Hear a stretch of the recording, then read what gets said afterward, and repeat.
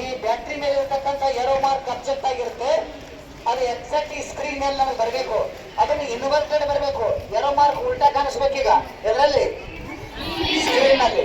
ನೋಡೋಣ, ಕಾಣಿಸ್ತಾ ಇದೆ ನೋಡೋಣ. ಈಗ ತರ್ತಾ ಇದ್ದೀನಿ ಸರಿ, ಬರ್ತಾ ಇದೆ.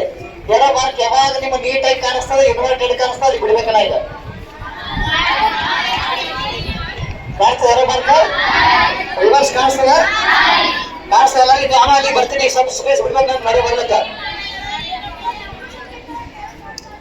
ಏರೋ ಮಾರ್ಕ್ ಕಾಣಿಸುತ್ತೆ, ಸ್ವಲ್ಪ ಸರಿಬೇಕು ಹಾಗೆ.